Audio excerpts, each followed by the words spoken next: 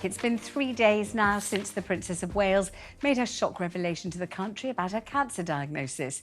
But disinformation about Kate is still running rampant online. Whitehall sources now believe that China, Russia and Iran might be fueling the rumours about her on social media in an attempt to destabilise British institutions. While Kate's message has mainly been met with an outpouring of public support, unfounded conspiracies about the truthfulness of the diagnosis and the efficacy of chemotherapy are continuing to circulate online. Joining me in the studio, TalkTV's royal editor, Sarah Hewson. Hi, Sarah. I mean, when we broke the news on Friday at 6 o'clock, you and I were both absolutely devastated, as were so many people watching us on television and listening on the radio, as was, we thought, the whole world. So I think we all dared to hope that this ridiculous kind of flurry of really malicious and unpleasant speculation online and trolling would stop, but it hasn't stopped. No, I guess haters are going to hate, aren't they? And what this episode has done is draw to everyone's attention just how prevalent conspiracy theorists are online. And there's a reason, because they're making a lot of money from this. You peddle a conspiracy theory that gets picked up in America and then gets millions of views, and you are paid on that basis. But also, it's not just individuals doing this, it is states. And it is suspected that China, Russia and Iran are also behind this, because these conspiracy theories about the Princess of Wales had the ability to destabilise the institution of the monarchy and the perception of the monarchy in the public eyes. What has happened, though, I think, since Friday's statement, is that any members of the public who might have been slightly drawn into some of those rumours and speculation now understand exactly what is happening, and that these were just scurrilous rumours and speculation. And I think ordinary people know exactly now what happens and feel nothing but sympathy for the Princess of Wales. Although there does seem to be a big difference between some horrible troll sitting at their device in, you know, some faraway hamlet churning out malice and bile and spite, and Russia, China or Iran orchestrating a campaign. Well, these troll factories It's that exist. hideous, isn't it? And the problem is with social media is the anonymity of it. Linda Yaccarino, the CEO of Twitter, posted her expression of sympathy for the Princess of Wales, but actually it's in her power to do something about this. You know, you don't know now. Now that they've taken away the blue tick for anyone who's actually verified and you can pay for it, yes, anyone can have that right. It's very difficult to know who is real and who is not, what is a bot and what is not, particularly for the likes of you and me. And so I think there certainly are questions. And Kensington Palace hoping that the social media companies might now look a little closer at this and what could be done to try and stop it in the future. While you and I have been talking live on air, Sarah, we've heard that Sarah, Duchess of York, has just said that she has absolutely wholehearted admiration for the bravery and courage of the Princess of Wales. And, you know, she knows only too well how difficult this is. Yes. And Sarah Ferguson has herself spoken very openly about her cancer battle, a double cancer battle for her, firstly with breast cancer and more latterly with skin cancer. And it's quite remarkable, isn't it, when you think that within the space of a year, we have had 3 members of the royal family receiving diagnoses. I say it's remarkable, but of course it's not, is it? Because 1 in 2 of us will be diagnosed with cancer at some point in our lives. And what this shows is it just does not discriminate. It doesn't matter who you are. No, and actually, you know, even if you've had the very finest education and the finest food and you've had access to all manner of sports and games and exercise and a great deal of money, it still doesn't seem to make any difference at all. It's one of these terribly great levelers, isn't it, in the worst possible way. Let's talk about Easter, because we were hoping, weren't we, that we might see Catherine and William at church. We don't think that's going to happen now. It's not going to happen. Actually, Kensington Palace have made that very clear. The Waleses have headed off. They've gone to spend the Easter holidays at their home in Norfolk, a real retreat in the countryside where they can escape from it all and spend some proper quality time, the 5 of them together, which I think is really important for them at the moment. So they won't be attending the Easter Sunday church service at Windsor.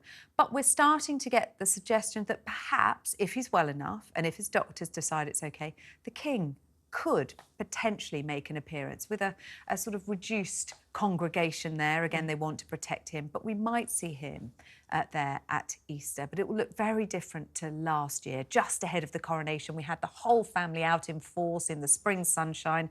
This is not going to look like that this year. No, and we're hearing a lot about the other members of the family. Now, further extended members of the family really stepping up. For example, the Duchess of Gloucester, of whom not much has been heard for many, many years. I remember when Prince Richard got married to her, and she was Brigitte van Deurs, a beautiful Scandinavian young lady. But they've led a very quiet life, haven't they? They haven't made much impact on the public, really. She's someone who's never given an interview, never sought the limelight, but has supported all of her charities throughout, and she is continuing to do that. Nothing really changes for her, except the spotlight really is a little bit more on her. She's still doing what she's been doing. It's just there's a little bit more attention on it now because other members of the royal family are not being able to do their jobs. And when the news broke on Friday at 6 o'clock, one of the questions people started asking pretty quickly was, gosh, where does this leave Harry and Meghan? What will the Sussexes do? Will they respond? Won't they respond? And all sorts of news has emerged about how they found out, for a start. Yes, it is thought that they were unaware of the Princess of Wales's diagnosis until that news was broadcast to the world at 6 o'clock on Friday evening. I think that just shows us how difficult relations are and how deep those wounds are, that they weren't taken into the confidence of this. They did issue a statement wishing Kate health and healing.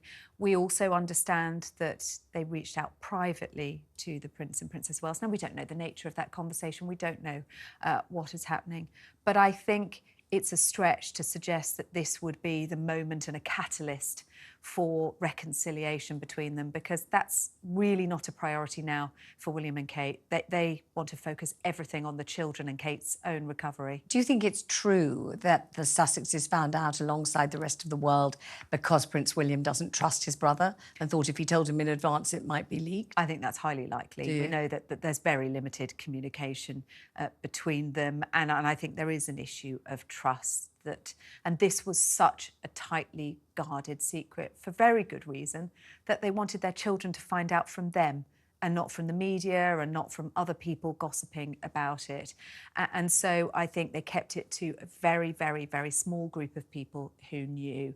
And it appears that Harry and Meghan were not part of that group and only found out when the rest of the world did. That issue of trust, you might think, absolutely central to any relationship, and very probably one of the biggest obstacles towards them ever having any sort of rapprochement, because if you really feel you can't trust your brother, then how can you have a relationship? And given what is going on with his wife, Prince William is more protective than ever. He's always been protective over her, but not least of all after the claims made in Spare and Netflix, and they were pretty cruel, actually, about Catherine, and, you know, the suggestion that other male members of his family had married because someone fitted the mould rather than marrying for love.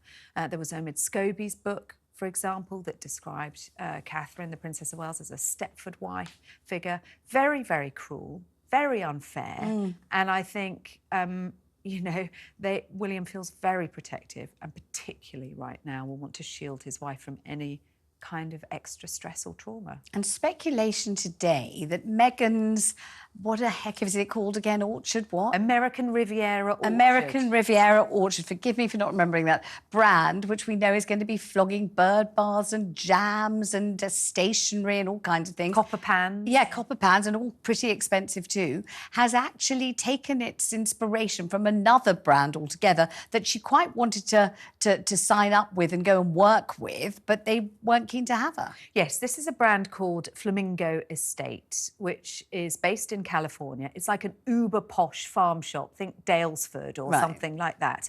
If you want, let me have a look at some of the items they sell. £200 jar of honey. Wow. For example, from Julianne Moore's bees, no less. A range of candles endorsed by the Dalai Lama, and some washing up liquid, Heritage Tomato scented washing up liquid, all with a very hefty price tag.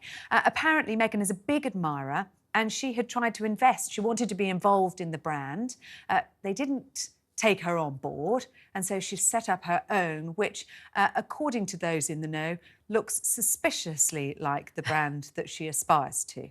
Gosh. And when will we know whether her brand is a success or not? Well, we've only had, as yet, the very slick video of Meghan in their Montecito home wearing a black ball gown and seeing her cooking, for example, in the pans.